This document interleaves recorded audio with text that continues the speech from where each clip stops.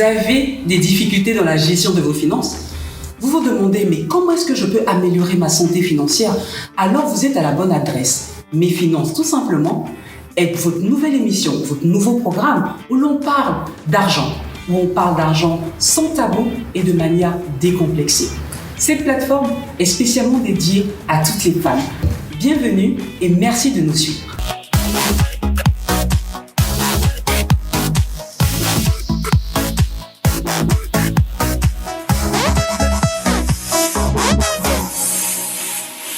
Aujourd'hui, nous allons débattre du sujet « Comment concilier vie de famille et finances personnelles ?» Mais pour cela, je ne suis pas seule. Je suis accompagnée d'une femme merveilleuse et charismatique que j'affectionne énormément et que nous appelons Madame Koudou Yvette. Nous avons l'habitude de l'appeler entre nous Maman Blanc. Bienvenue Maman Blanc. C'est un plaisir pour moi de t'avoir dans cette émission. Merci Ella, c'était un moment agréable aussi que je partagerai avec toi, j'en suis sûre. D'accord, donc je vais te poser quelques questions. Tu vas partager avec nous quelques expériences que tu as, étant donné que tu es mère, que tu travailles et qu'en plus de ça, tu es mariée. Nous avons besoin de savoir comment est-ce que tu gères tes finances. Mais avant ça, tu vas te présenter à nos téléspectateurs. Qui es-tu en vérité, Maman Blanc? Bonjour Ella, et merci de m'avoir invitée sur ce plateau. Je pense que je vais passer un moment très agréable, et j'en suis sûre. Je suis Koudou Yvette, je suis mariée depuis maintenant 15 ans et j'ai 20 ans de vie commune avec mon mari. J'ai 4 enfants et je suis cadre. Voilà ce que je peux dire de moi pour l'instant. Waouh, 20 ans de vie commune. Waouh, je suis sûre que vous avez énormément connu d'expériences en parlant de finances personnelles. Donc je vais commencer à vous poser notre première question.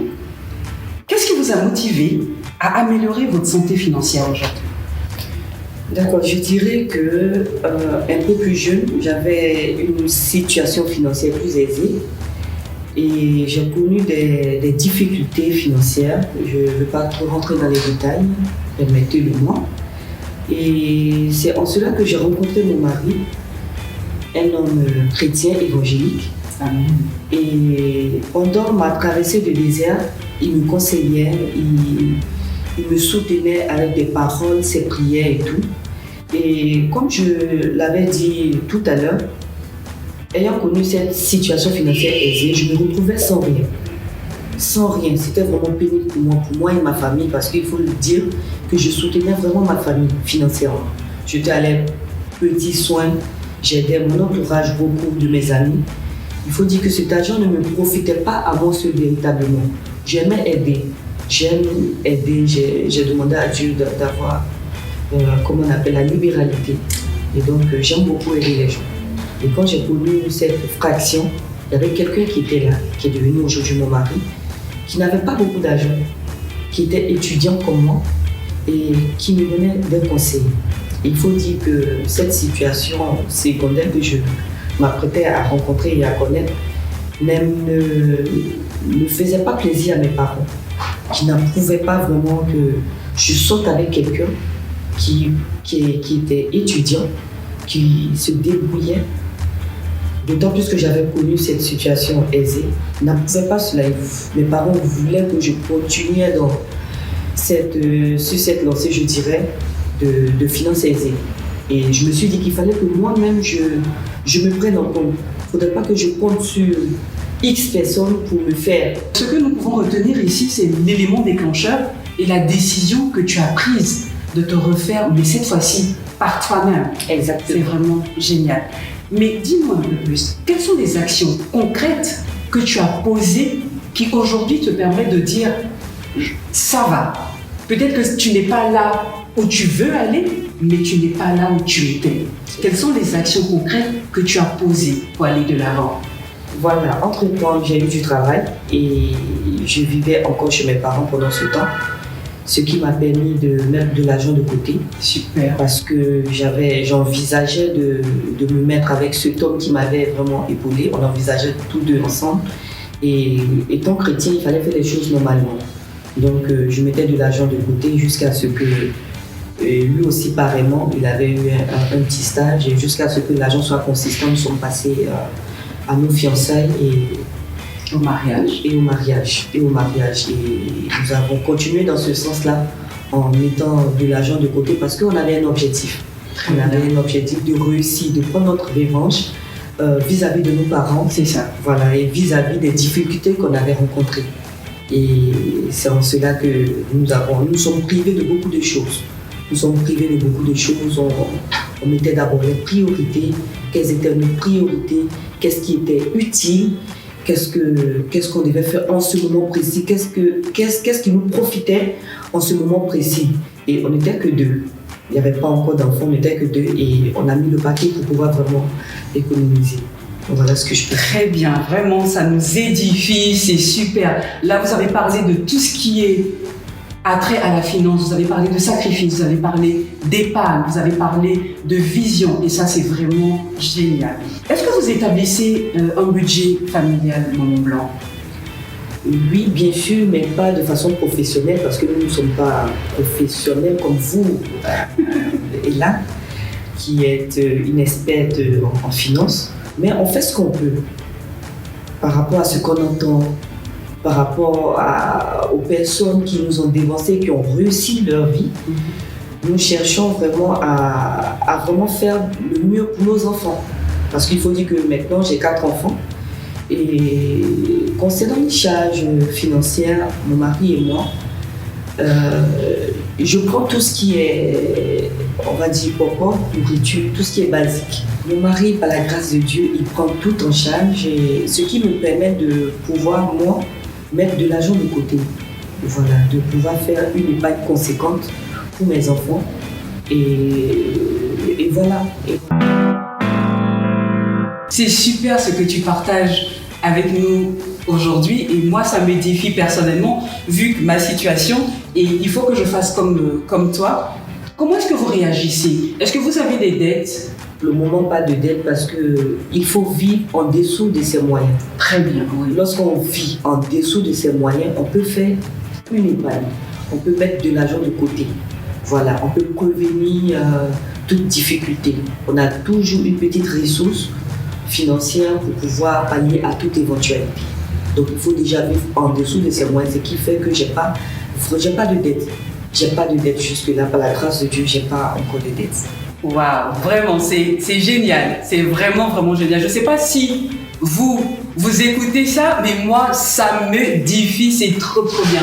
Je suis contente de t'avoir invité, c'est vraiment super parce que Merci. Tu parles comme une experte en finance. Ah bon? Oui, vraiment, c'est vraiment génial. Tout ce que tu mets en place, c'est vraiment super. Vivre en deçà de ses moyens, pouvoir se priver, il n'y a rien de tel. C'est tellement intéressant ce que tu nous dis là. Je pourrais passer toute la journée en train de te poser des questions. Donc, je vais approfondir. Dis-nous de manière concrète, tu as 4 enfants. Oui. Qu'est-ce que vous faites, ton mari et toi, pour l'avenir de vos enfants? Je dirais que mon mari, comme je l'avais dit tantôt, il prend tout en charge. Et donc, ce qui me permet de pouvoir mettre de l'argent de côté. Mais je suis allée encore plus loin en faisant des épargnes individuelles pour mes enfants. C'est-à-dire de la première au dernier, qui a maintenant 2 ans. Félicitations. Merci beaucoup, Léla.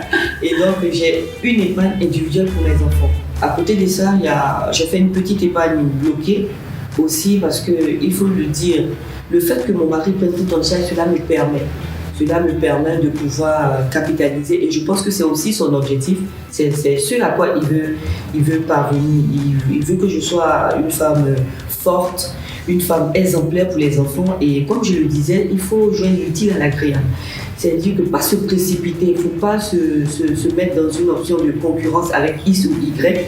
Il faut vivre selon ses moyens, selon ses possibilités.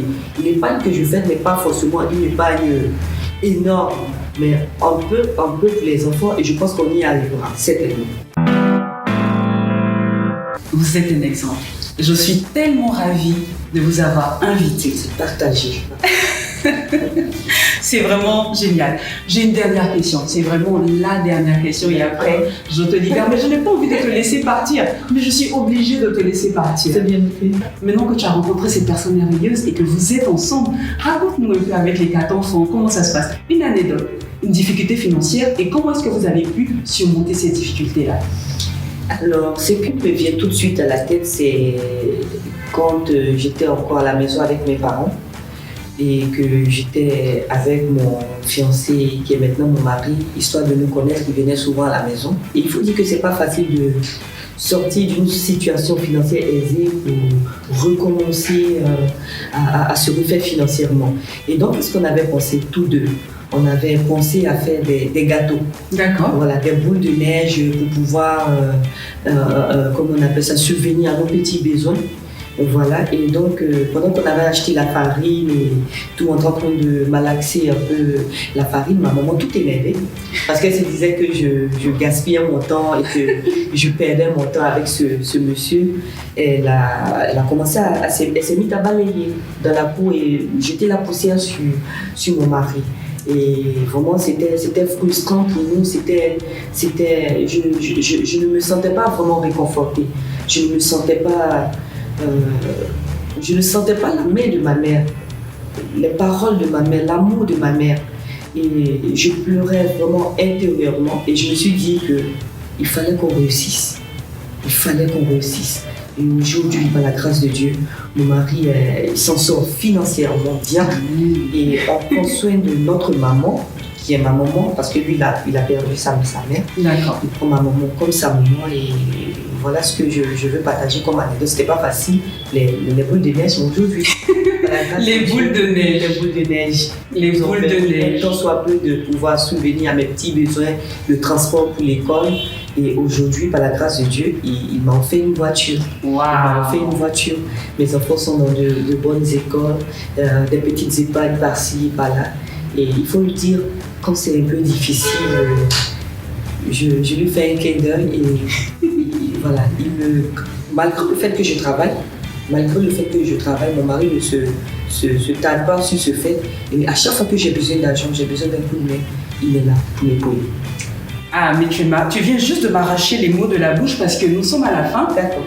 Et par rapport à ton expérience, car ce que tu as dit nous a tellement édifiés, il faut que tu dises. Donc, je veux que tu regardes la caméra et que tu donnes des conseils. Un conseil, ça peut être juste un conseil, à toutes les femmes qui nous regardent et qui aujourd'hui sont peut-être dans ta situation ou bien vivent ta situation passée et se demandent comment traverser pour avoir la situation que tu as aujourd'hui. Quel conseil tu leur donnerais? Ce que je pourrais dire, c'est de ne pas se comparer à quelqu'un, de vivre surtout en dessous de ses moyens et de croire en soi, de persévérer, de mettre Dieu devant et de faire le bon choix. Et surtout, vivre en dessous de ses moyens, c'est très important. C'est ce que je pourrais dire à mes sœurs. Voilà. Merci d'avoir accepté de participer à cette émission. J'ai été édifiée. Merci aussi à toi. Je ne sais pas vous, mais j'ai passé un très très bon moment. Donc il faut suivre les conseils qu'elle a donnés, vivre en deçà de ses moyens et croire en soi. C'était Mes Finances tout simplement, votre servante Eila Assier. On se retrouve dans un autre épisode. D'ici là, portez-vous bien.